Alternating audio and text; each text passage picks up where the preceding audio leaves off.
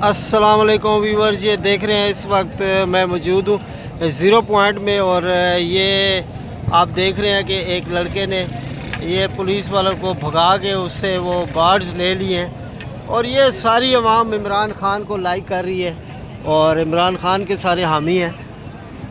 और ये बड़ा जज्बा देख रहे हैं हम लोग, हर तरफ अवाम ही अवाम है। सारे इमरान खान का सिपाही है।